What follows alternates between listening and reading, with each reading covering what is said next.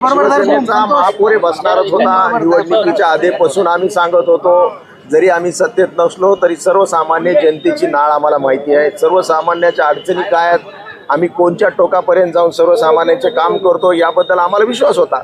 म्हणून मी सुरुवातीला म्हणल्यावर बऱ्याच लोकांनी आश्चर्य व्यक्त केलं की बाबा उबाटाचा महापौर कसा बनेल परभणीमध्ये. मी म्हणलं समय जाण दो, मग तुम्हाला लक्षात येईल की कसा बनेल म्हणून. आणि आज ते चमत्कार झालेला आहे. भाजपनं बऱ्याच प्रमाणात नगरसेवक फोडण्याचा प्रयत्न केला पण त्यांना यश मिळालं नाही, काय म्हणता? चंद्रपूरची घटना घडल्यानंतर त्यांचा आत्मविश्वास वाढला होता, पण आम्हाला माहित होतं आमचं काँग्रेस बरोबर प्री अलायन्स होतं आणि एक आम्हाला विश्वास होता आमच्या नगरसेवकांना की तुम्ही काही किती रक्कम तुम्ही त्यांना द्यायचा प्रयत्न केला तरी नगरसेवक फुटणार नाहीत. पण एकही नगरसेवक आमचा फुटला नाही. उलट आम्ही त्यांना विनंती केली होती मीडियाच्या माध्यमातून की तुम्हाला विरोधी बाकावर बसवण्याचा जनादेश झालेला आहे, त्या आदेशाचं आपण पालन केलं पाहिजे. आपण विरोधी बाकावर राहायला चांगल्या प्रकारचं काम करा, यासाठी आम्ही त्यांना शुभेच्छा दिल्या होत्या. पण काय असतं, स्वार्थ कधी नडतो लोकांना, पण स्वार्थपणामध्ये डोळे आंधळे होतात आणि कुठं ना कुठं तरी काहीतरी सापडेल अशा प्रयत्नात ते होते, पण त्यांच्या हाती काही सापडलं नाही.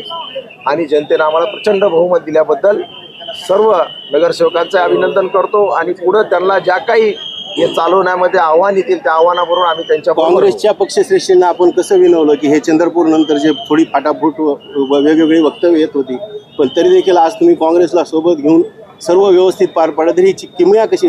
एक आहे, त्यांचे राष्ट्रीय नेते आमचे सिद्धार्थ भाऊ इथंच आहेत. आम्ही त्यांच्या माध्यमातून त्यांचे प्रदेशाध्यक्ष सपकाळ साहेबांना बोललो. केंद्रामध्ये त्यांचे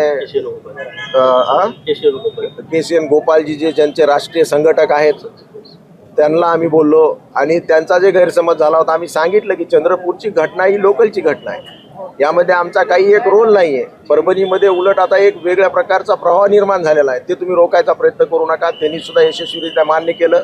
रात्री 2 वाजेपर्यंत आम्ही फोनवर बोलत होतो आणि काँग्रेस पार्टीने मोठं मन करून आज या निमित्तानं आम्हाला सहकार्य केलं आणि दोघांच्या महाआघाडीनं आज इथं विजय प्राप्त. महापौरपदी तरुण मुस्लिम चेहरा आपण दिला, काय यामागचं गणित आहे आणि काय भावना आहे? मुस्लिम चेहरा आम्ही फक्त सक्षम कोण आहे हे बघण्यात आलं. सक्षम चेहरा आम्ही दिलेला आहे.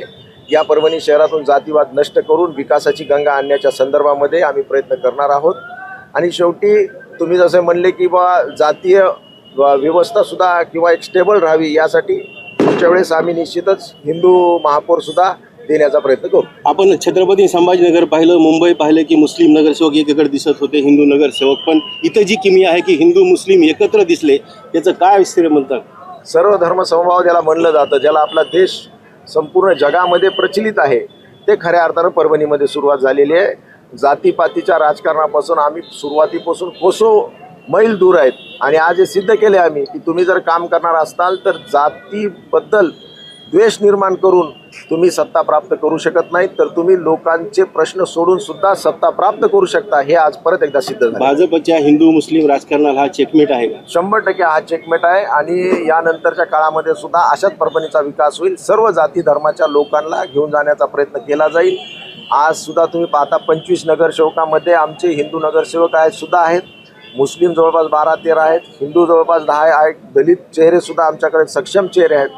म्हणून सर्व धर्माच्या युवकांना आणि युवकांची टीम आज आमच्याकडे जमा झालेली आहे. या युवकांच्या टीमला बरोबर घेऊन आम्ही एक वेगळ्या प्रकारचा विचार या समाजाला 100% दिल्याशिवाय राहणार नाही. शिवसेनेचे आनंद भरोसे यांनी राहुल पाटील आमदारावर टीका केली की राहुल पाटील नसून राहुल खान आहे.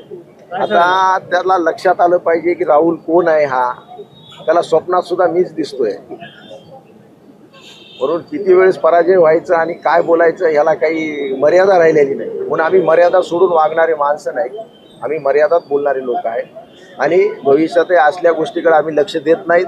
आम्ही काम करून दाखवणारे माणसं. कित्येक लोक म्हणले इथं येऊन की आम्ही दत्तक घेतो, मोठे मोठे हेलिकॉप्टर आले, मोठे मोठे नेते आले, पण परभणीच्या जनतेनं आम्हावर विश्वास ठेवलेला आहे आणि कामावर आम्ही विश्वास ठेवतो. नुसतं फाजील बडबड करण्यामध्ये आम्हाला काही एक